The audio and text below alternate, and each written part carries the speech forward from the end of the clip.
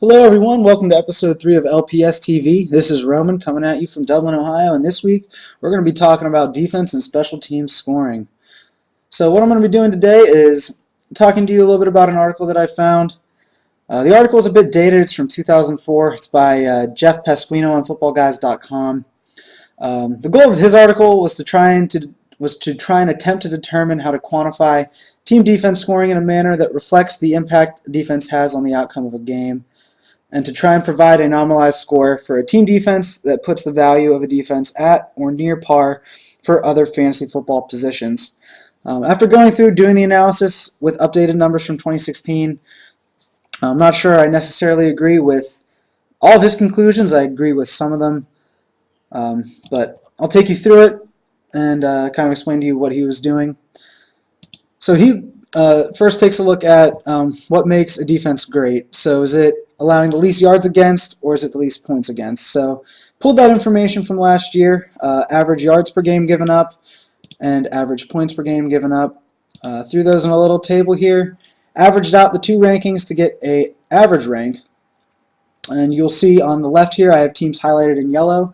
Those would be the 2016 playoff teams. So if we sort by yards per game, lowest to highest, you see that we have a pretty decent spread of these teams all throughout the league. But if we look at points versus, we have a little bit of a clump here at the top for playoff teams, which kind of leads you to believe that a defense that gives up less points rather than the least yards is probably more important, considering those teams are the ones that made the playoffs. Jeff did this in 2004 and saw similar results. So he adopts points against as the baseline for team defense, which I think makes sense for the most part. You can give up yards, but they don't really hurt you unless you're giving up points in the end.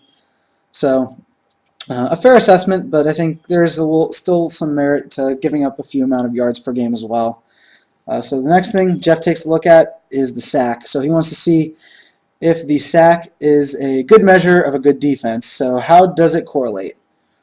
So we take a look at sack totals by team from last year, rank it 1 to 32, correlate it against points versus rank and yards per game rank, just using the correlation function on Google Sheets here. And we see a 28 and 29% correlation respectively for sacks versus points and sacks versus yards. Not very high, if you ask me. I would not determine that to be a good correlation. From the data in 04, Jeff got a 50% correlation, which obviously in the middle, not bad, not great. But for some reason in his article, he takes this and says, this isn't good, we should get rid of the sack and replace it with something else. So next he says, all right, let's look at turnovers. So we take turnover totals from last year, same thing, rank it 1 to 32, and correlate it against points versus and yards per game. Against points versus, similar to sacks at 29.4% correlation. Yards per game, pretty much no correlation at 3.4%. Partially could be related to the traffic jam of numbers we have here. You'll see a lot of repeat numbers because a lot of teams were tying with the number of turnovers they had. Obviously, with this small of a sample size, repeating numbers is probably going to affect the correlation. But regardless, I think it kind of shows that, yeah, points versus is looking more and more like the way to go. So for some reason, in 2004, he gets a 41% correlation. And while he got rid of sacks, he wants to keep turnovers with a lower correlation. So not sure why he's doing that. But he goes on to say, all right, let's look at turnovers and sacks together. So most leagues offer 2 points for every turnover and a point for every sack. So let's total those up, rank them, and correlate. And we get some improvement. So we see it jump up to almost 38% for points versus rank and up to 17% for yards per game rank. I think further cementing that points versus is what's important in the end. But makes sense. I guess, you see the correlation go up, which you would think turnovers and sacks together would do that. So, again, he got rid of sacks for some reason, and he goes on to say, all right, well, fourth down stops are another form of a turnover. We should add those in. And forcing a punt is a way to get the ball back to your offense as well. So let's give points for those. So he I have those numbers here as well, fourth down stops and team forced punts. So his new scoring system, in the end, is 2 points for every turnover and fourth down stop and 1 point for every forced punt. Again, not sure why we're including turnovers when in 2004 they had a lower correlation than sacks. But we get our total scores here, rank them here, and then correlate. And we do, in fact, get a pretty good correlation, 63%. Not ideal, but certainly better than what we were seeing before. Again, it's better than the yards per game rank. So, again, yards per game, losing the race here. But I thought to myself, all right, well, he kept turnovers with a lower correlation than sacks. So what if I threw sacks back in there? Does it help? Since it's 2017, football's probably changed a little bit. And it does. We have a 3% increase on points versus rank and 1% increase on yards per game rank. I was awarding 1 point for a sack, the same as a forced punt. Not sure if that's the most accurate way to do it in this setting with this scoring system. But it improved the correlation, so I'm not sure why there's any reason to get rid of the sack, like he says. When he does this in 04, he gets a correlation of 62%. We got a correlation of 63%. So throughout the years, it seems as though statistics has held true. So he stops here. Again, I'm not sure why. I kind of jumped ahead and added sacks back in. But I think ultimately the thing to take away here is that points versus and not the yards you give up is, I think, what determines what a good defense is. So I wanted to take a look and see how does the Lamparana scoring system and ESPN standard defensive scoring system compare to points versus and yards per game ranks from last year. So our correlations in LPS, if you think about it, make some good sense, because we currently do award points for the amount of points a defense gives up. We do not do that for yards against, so the correlation makes sense. But if you take a look, our correlation for points versus is better than ESPN's. So that tells me we've already made some good changes for our scoring system.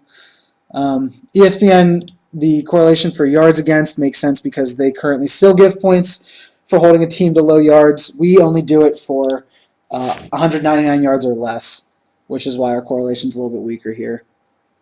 Another thing I wanted to look at is, where does the defense and special team scoring currently fit into our league as a whole? So I took the average top 10 scores from every fantasy football position and wanted to see where defense special teams sat.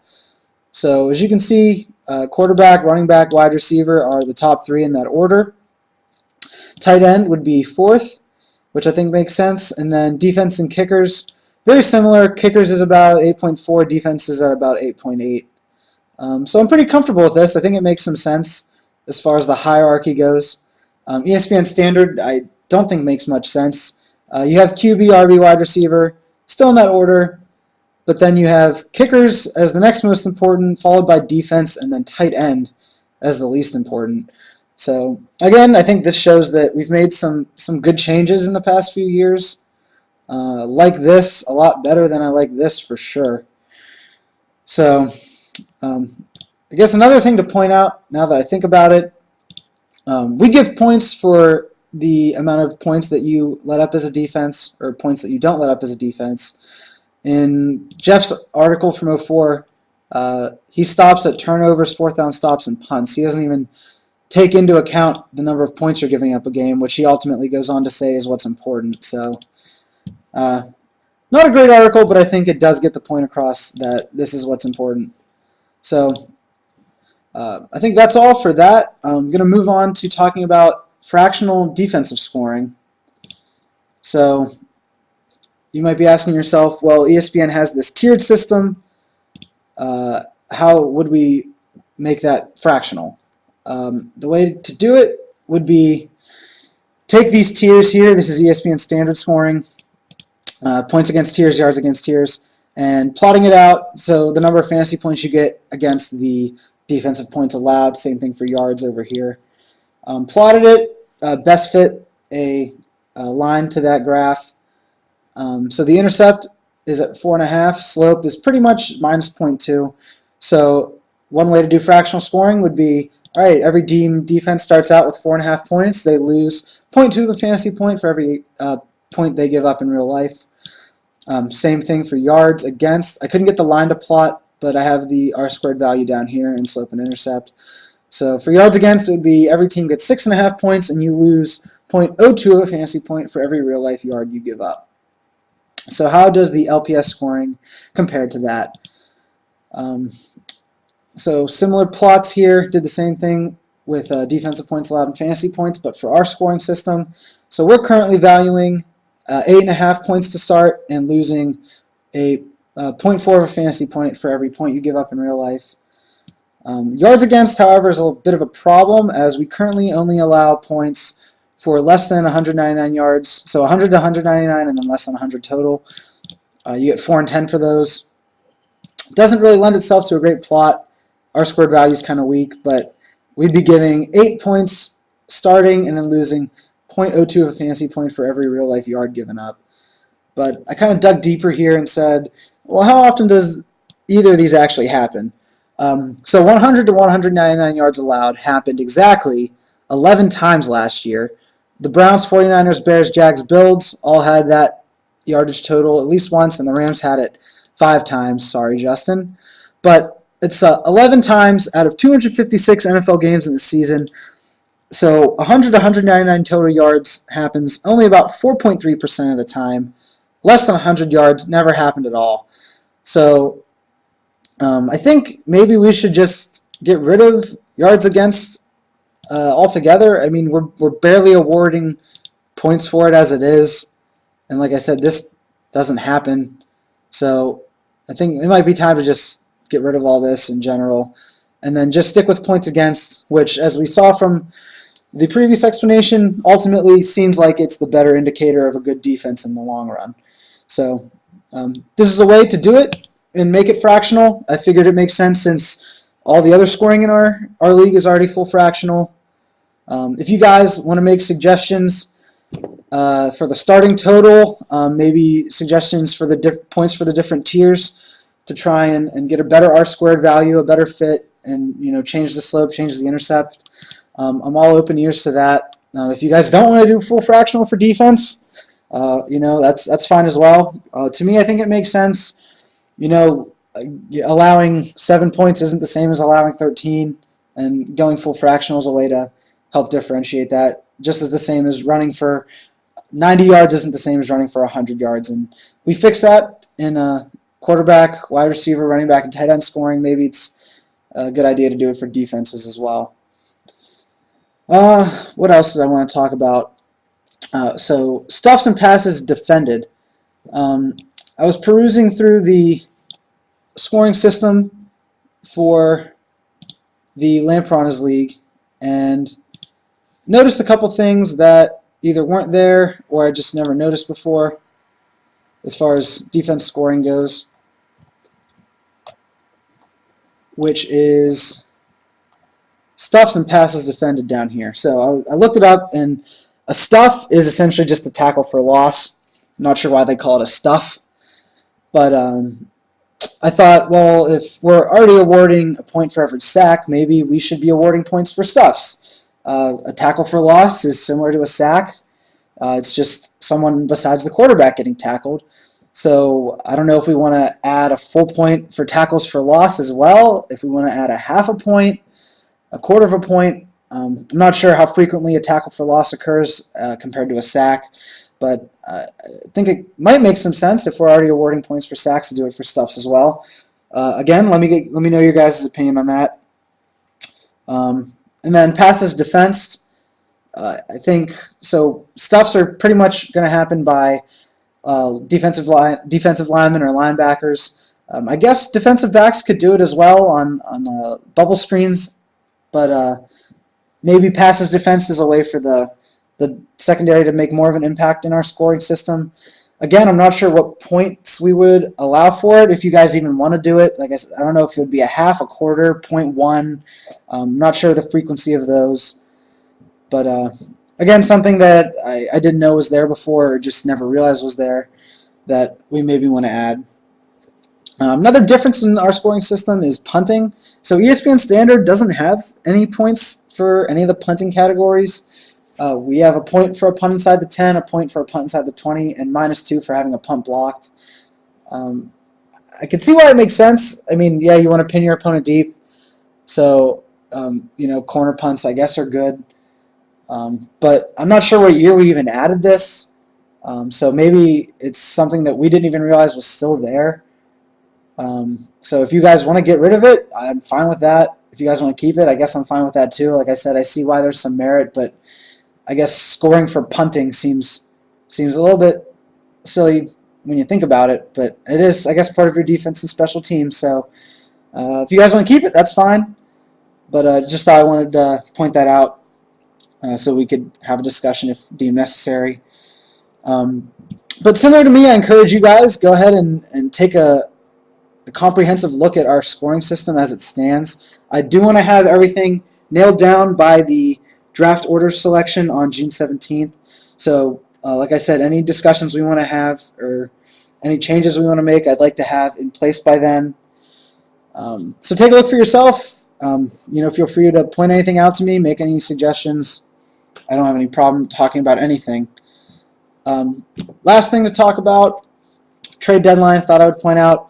ESPN has it happening right before the games begin on week 12.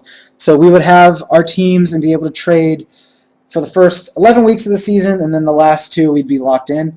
If everyone's fine with that, I'm cool with that. I don't really remember what time we had it happen last year, or if we've set a precedent for that before. So let me know for thoughts on that as well, and we can make changes. But I think that's pretty much all I have for today. Feel free to reach out with any comments, questions, concerns. I'm all ears, and I'll see you guys soon.